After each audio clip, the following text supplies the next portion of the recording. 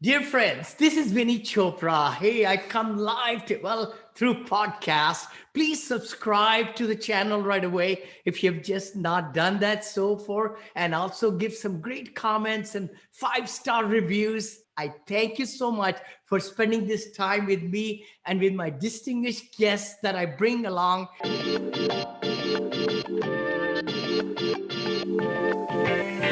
And I have just a great friend who has helped me so much in my career. And as you know, my overnight success took me 11 years. I say that. Kim, welcome to the show. How Hey, are thank you? you. I'm doing well. I'm doing well. Thank you for having me. You're looking great. And I know I want to thank you because, yeah, you helped me so much. 26 syndications. I Right. mean, this young lady did all the ppm and she had all the things to teach me how to do this syndication business correctly and stay out of trouble, out of jail. So I really owe a lot to Kim, and she's here today, and we're going to talk so many great things about new things that have happened just in the last few months, right there in the SEC, different accreditation, of course, raising money and all the new things, Kim. So let me introduce Kim. I want to introduce her formally. She's the CEO and the president of syndicationattorneys.com. As you know, Kim Lisa Taylor is a nationally recognized corporate securities attorney, speaker, and the author of the #1 Amazon best-selling book. Please go and get it, guys. How to legally raise private money. God knows. Please show that, Kim. Where is the book? There we Okay. go. I want everybody to buy that book, guys. This is the best book that Kim has put so much efforts into it. And it actually, when you go to Amazon, it just comes like my two books and Kim's book together. Just That's right. very personal. You will not feel sorry about that. It's great knowledge we have put, she and I, into these books. And also, she's the founder and Syndication Attorneys, PLLC, the investor marketing materials.com. I'm really excited about it. I'm going to talk to Kim about that. And you could also go on her websites. Who they prepare, they purpose. What is that? Okay, whose purpose is to provide quality legal advice. In plain English. That's one thing I really have liked. In working with Kim over the last 14 years, actually 13, 14 years. And the other part is offering all the documents, the professional design investing materials. She's able to, her company can put it for you and for clients nationwide. And Kim has been the responsible attorney for the hundreds of securities offerings. And I know mine is small number, 26 of them, but it's been just so wonderful working with her, and it's listed in the 2020 top 100 attorneys and the top 100 in finance magazines. Kim, welcome to the show. Thank you. So excited to have you with me. So share with me, where is your journey? How did it be started? I know, by the way, Kim has been interviewed, by me by probably 2 times. So please go, and maybe in the show notes, we'll put the episodes also for you all to go after, because you want to know. Definitely having the best attorneys in your team. That's the best amount of money you can ever spend. So Kim, tell us a little bit about you quickly, and then where you are and how these changes are going to be helping our investors and everybody. Yeah, that's right. Well, I started out in syndications back in 2007. I went to a real estate training seminar because my husband and I wanted to learn how to buy multifamily. And while, of course, we bought the home study course, we took it home, did absolutely nothing with it. Eventually went to a live event and learned how to do it correctly. And during that event, we learned that if you wanted to buy multifamily, you have to raise the money. And I thought, well, if I need to do that, then I better learn how to do it right, because I was a fairly new attorney at that time. And so I came back and went to a private money boot camp. and met another attorney that was teaching that at that time, and ended up working with him for a couple of years. We started a law firm together in California, doing securities work, and that's where I met Vinney. Yes. And my husband and I actually did go on and we syndicated a multifamily property. We had a 27-unit apartment complex in Columbus, Ohio. In Ohio, for 9 years. We had it for 9 years, and we just sold it in 2019. But during that time, I decided that I really liked this area of the law, and I loved helping people put deals together and helping them work through the maze of securities regulations and structuring deals with investors and all of that. And so I really enjoyed that a lot, and just kind of made that the focus of my practice. In 2016, I moved to Florida and decided to open up a Florida law firm. And so that's where Syndication Attorneys came from. And so I've been doing this pretty exclusively since 2008. And, it's going really well. And, the firm just continues to grow and flourish. And can't thank you enough, Vinney, for all you do for us. But we just got great clients. We love our clients, and we love helping people put deals together, and we love helping them help their investors. Totally. Now, let me ask you a question. I know some people say, I want to do joint venture. I want to do that. Can you kind of say the myth behind it? And, what's syndication for some new followers of mine? Yeah. Sure. So the difference between a joint venture and a syndication is that in a joint venture, all of the members have to be actively involved in generating their own profits. So you can't have any passive investors. And it's not what you call it, it's what they actually do and whether they participate that will ultimately determine whether it truly was a joint venture. So if you have people who are too busy and they have jobs, they don't want to be involved, they just want to passively invest, then they're not suitable for a joint venture. The other thing about joint ventures is if you get too many people in them and everybody is, in a joint venture, usually we'll use a member managed LLC for the structure. And in a member managed LLC, all of the members are considered to be managing members. And they all have the right to bind the company contractually, to open and close bank accounts, to make decisions by themselves. So you have to be very careful about getting too many people in a joint venture, because you'll have too many, I've learned that the magic number is 5. If you get over 5, they don't work. If you have 5 or less, they can work. As long as you have the right 5 people. So you've just got to be careful, because too many people trying to make decisions is going to be problematic, and it's going to cause problems down the road where somebody's not going to be happy. You're going to have to buy them out, or they could tie up the whole thing in litigation. It could just become a big nightmare for you. So just be cautious. Joint ventures are great for small stuff when you're first starting out, but they don't give you experience for syndication. So if you want to become a syndicator and you want to do 26 deals like Vinney did, you got to start a track record of doing syndications. So even if you're only raising, $300,000-$400,000, we have clients that still say, no, I want to do the syndication so I have the right track record. So then the difference is, okay, so if we're not doing a joint venture, what are we doing? So we're going to be doing a manager managed LLC to buy the property, and the manager is going to be comprised of you and maybe 2 or 3 other people in your management team, and then all of the members are going to be passive investors. So that's the other way that we structure it. So once you're doing that, then when you're selling interest, passive interest in your company like that, those are called investment contracts. And investment contracts are securities. And if you're going to sell securities, then you have to comply with securities laws, which means you either have to register the offering, that means getting pre-approval from regulators before you sell it, or you have to qualify for an exemption from registration. Well, so the registration process is like going public, right? The IPO, that's what Facebook did, Google did.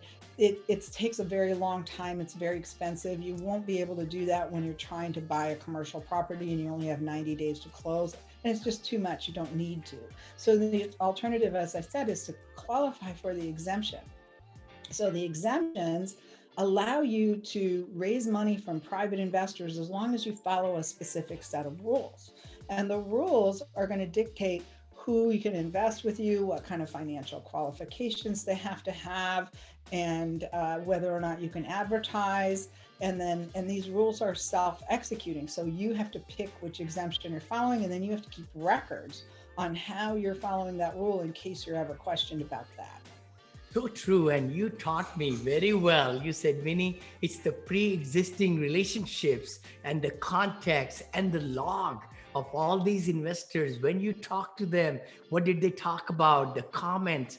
I still remember, I still have those worksheets. Now we use Active Campaign and MailChimp and my iPhone for all these contacts and Zoom meetings, recordings and all. But you're so right. It's so important for the 506B, which is the family and friends. That's right. Right, Right. And so no, that has really been foremost in my mind. And our investors have increased from one investor came now to 378. Oh, that's fantastic. I can raise 5 to 10 million in a couple of days now. Praise the That's Lord. great. That's very good, But Yeah. tell us then, so the syndication, now, is it true if some people are accredited, you don't need to have a whole PPM? Is that right? So if all of your investors are accredited investors, you're not required to have a private placement memorandum. However, you are obligated, if you're selling securities, to give the investors all of the information they need to make informed consent. And that's what the PPM does, is it provides them with all of the disclosures and the risks about the things that could possibly go wrong, that could cause them to lose all or maybe, part of, or even all of their money. And so if you give them the PPM, then you already know in advance, you're giving all the information, the same information to all of the investors. They all understand the risks.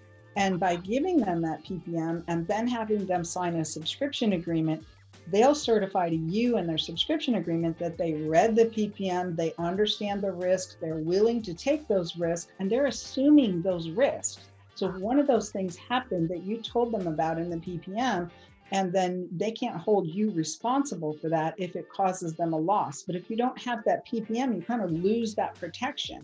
So you have to be careful. So we don't recommend, if you only have, again, it's kind of that magic number, 3, 4, 5 people who are going to invest, and you know them extremely well, and they're all accredited investors, you won't need to have a PPM. But if you're going to have even one non-accredited investor, or you're going to have more than that, you really should have, you'll need the PPM if you have any accredited investors at all, even one. You should have it if you have more than 4 or 5 accredited investors that you know very well. Got it. Thank you. No, very nice, very nice. Now, what are these changes now where SEC kind of loosened up a little bit about? Well, they started to. So the last administration proposed a finder's rule that was very exciting. And it would allow people to refer, just ordinary people to refer accredited investors to deals and receive a commission for that without having to have a securities license. Unfortunately, that seems right now it's kind of dead in the water because the new administration, there was a big change in control at the SEC. And so they haven't picked it up yet. We're hoping that they do because it actually got all the way through the public comment period. And I actually submitted a comment on that. So, I'm hoping that it does get picked up again and come through. So if you want that to happen, then you need to write or call your congressmen and your senators and tell them, hey, let's revive this proposed finder's rule with the SEC and get them to pay some attention to that. Right now we're just waiting.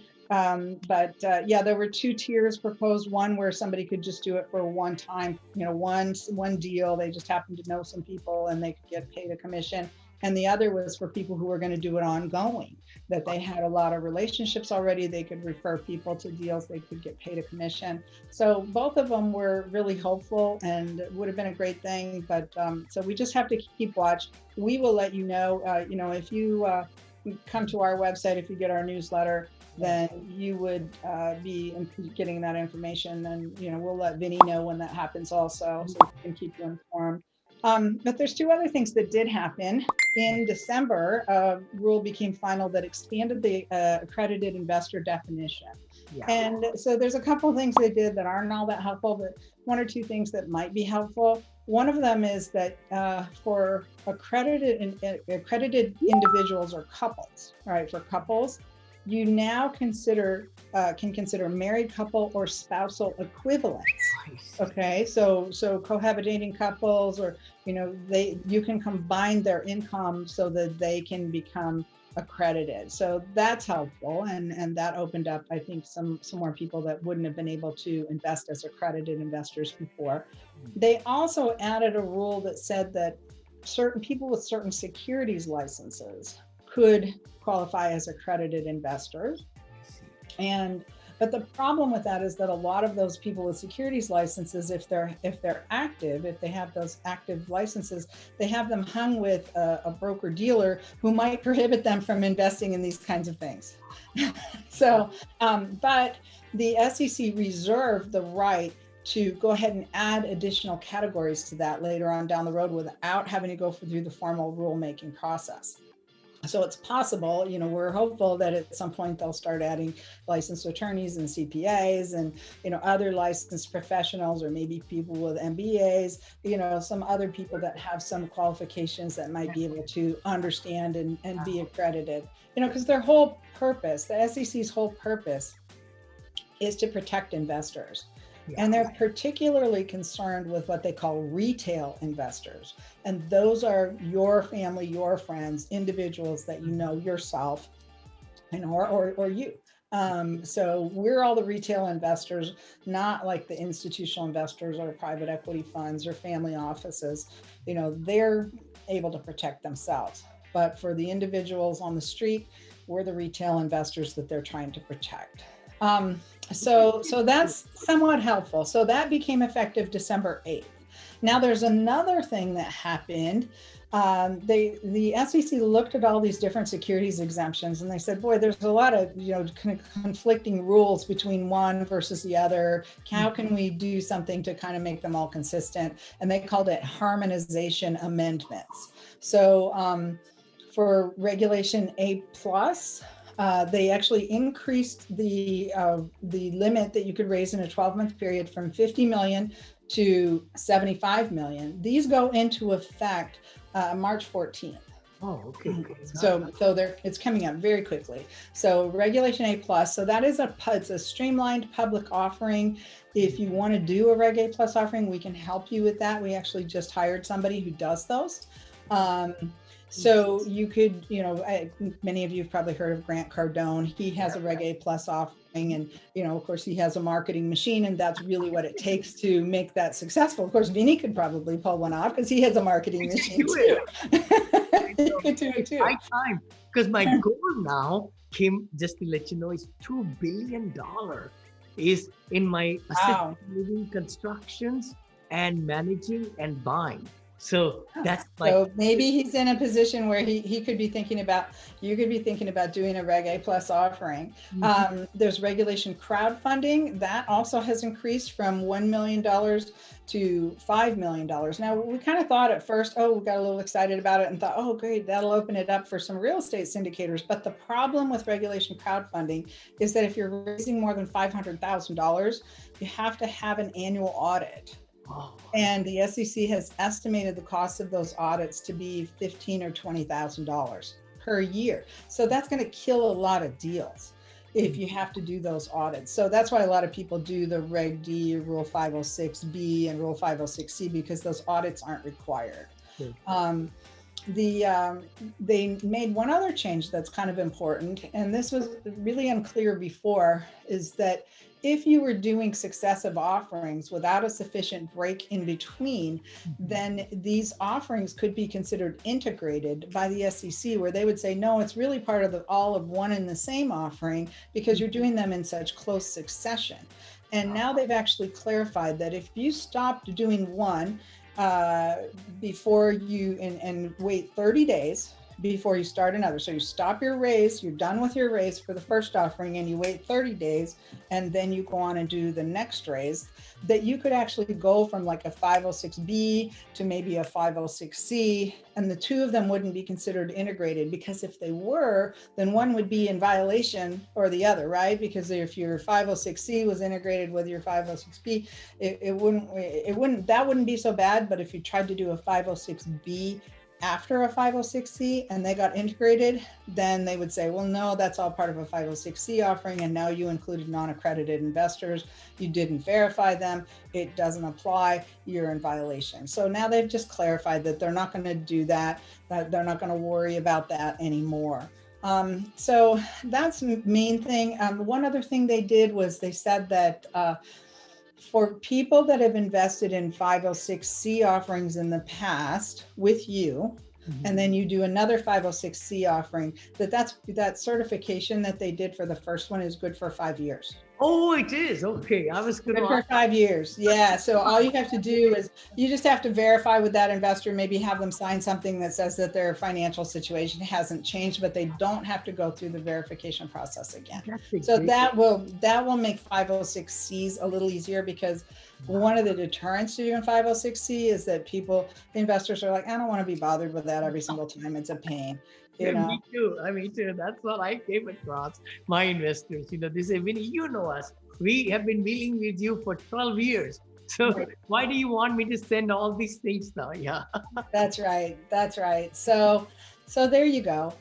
So that's really helpful. As long as you have that 30-day gap in between, you're good. Let's see. One thing I wanted to say, this is not really a new update, but this is a question I get asked constantly. And that is, how do we establish that substantive relationship? Yes. So there's an article on our website. If you go to syndicationattorneys.com, you look in the library, pull up the articles. It's the first one that will come up, and it says, what is a substantive relationship for a Rule 506B offering? And so the SEC has clarified what they think what information you need to know about that investor to consider that to be a substantive relationship. It's not about the length of time you've known someone or the number of touches. It's about whether you had a live conversation with them and asked them the right questions about their financial qualifications and their investment goals. So if you read that article, there's even some example questions in there. If you adopt that as your policy on how you're going to develop relationships with investors, you'll be in good shape. I love that. And I want to say kudos to right now, please go to syndicationattorneys.com, guys. Kim and her team puts together so many great white paper and articles. And I tell my students in my academy all the time, literally, because, that's so important that all of us understand what's all these things. Thank you for putting that library together, Kim. Oh, you're welcome. Thank you. Yeah, no, it's served us very well. And one of the reasons I did it is so that, you can hear somebody talk about something, but if you can read it and, and all the articles are just 1 or 2 pages, they're very easy to read, then it just kind of gels, right? And then you can reference it back and, so we wanted to make that resource available. Awesome. Any other thing you would like to tell the newbies or the old bees? That's the main thing. If you read my book, that's going to be step by step going through the syndication process. It's going to help you understand why you have to do things in certain ways. And once you have that understanding, then you're not going to be afraid anymore, right? You'll be confident to go out and raise the money. That's so true. And, just to say that, I know when I started 14 years back and I learned this business, my wife always, Kanchan, she always was worried, we got to take care of investors' money first, which has been our mantra all these years, because we have fiduciary responsibility for the millions of dollars. I think I've raised 140, 50 million now. And we have given back also, because 22 deals have already done the circle. I've given millions back. I'm selling 4 right now and giving money back. So that is good, But the thing is, you got to make sure that you are transparent. Guys, you are totally record keeping wise, everything, because that's their hard-earned money. investors' hard-earned money is what they give us, to buy larger deals and things like that. So it's a big thing. So syndication, SEC, the reason I said that is a watchdog to take care of the investors' interest. And we need to have very conservative assumptions. I will say one thing, in now where everybody wants more money for their product or the apartment, and you could tweak some numbers, that's not how to do it. Less leverage, like we just bought the Austin deal, 65% LTV, because very good we idea. don't want to, go too high, right, Kim? Yeah. Yeah. And, that's what we are finding in assisted living too. We are putting very, very conservative numbers in our projections and everything so that we deliver what we promise. And that's the real true test of a syndicator, is to give, what we promise. The last thing I was going to say was the SEC is designed to help us, and do not shy to pay the syndication fee, attorney's fee. I want to say that again. I mean, many of the people say, what, I don't want to spend it. Okay, hold on. I mean, that is the money you don't want to really not spend. You want to spend to keep you out of trouble. Literally, right, Kim? Right. Well, and we're doing more than just drafting documents. I mean, our goal for syndication attorneys is to educate. Yeah. And to help people like you, Vinney, who start out and they don't know anything. They're concerned and they don't know, how to comply. It all seems very complex. And we try to help them navigate through all of that and understand it and not be afraid. That's really what it's all about, because once you understand it and you understand why you have to do things the way you do, then you'll be able to raise all the money you ever want. Totally. Do you still have that program about the consulting, Oh, please share with that. Yeah, with our audience. We have a pre-syndication retainer. We have a program called a pre-syndication retainer. It gives you up to 3 hours of one-on-one time with a securities attorney from our firm. And we'll also give you an investor marketing plan template. That the whole purpose of this 3 hours is to help you develop your own investor marketing and acquisition program. And we'll walk you through it. We'll help you write that out and design something that works for you and with your style. And then we'll help you decide what kind of marketing tools you're going to need to help execute that program, because there's at different points in the process and your investing process and the growth of your company that you're going to need to share information with investors about what you do, starting with, your brand and your business cards and your company name and your domains and your, websites and all of those things. But not only should you have to have those things, you should have them reviewed by a securities attorney to make sure that they're not going to be in violation or get you some negative attention from regulators. So that's the whole point of that program. We'll give you an investor relations blueprint. We'll invite you to our syndication masterminds. We have clients only syndication masterminds every Friday at 9 a.m. Pacific time. Good. And we'll give you the investor relations blueprint, the marketing plan template. And you just, you get a lot of value for it. And then we'll also give you a discount off your first syndication equal to or greater than the amount of that fee. So it's really just, the whole point is to try to help you get from where you are right now to where you want to be. And with that, we can introduce you to other contacts that we have that might be helpful along the points of your business. Love it. Thank you, Kim. You've given so many great nuggets. Also, please reach out to syndicationattorneys.com. We'll put also the links below right there, and also link to Kim's book and, my books and all. Guys, thank you so much for spending this time. If you like the content that I bring to you every week, I have 4 podcasts now, guys. I don't know if you know or not. That is the one with the Innovative Senior Living, our podcast, Vinney and Bo show tomorrow, that I do live at 6 channels, and we do it in a podcast. That's on every Friday. And now I'm doing the Clubhouse. So please meet me on Clubhouse at 3 p.m. Pacific every Thursday. It's growing like crazy. And I bring great guests over there also for you. And then, of course, my Vinney and Syndication Made Easy, this live broadcast that you see every week. And also my motivational channel, So it's going to be fun. I mean, we are in for a big ride together. So please like, comment, and share, and give us 5-star reviews. Thank you so much. Thank you, Kim. Really Thank appreciate you. it. Thank you so Bye. much. Bye-bye. All right.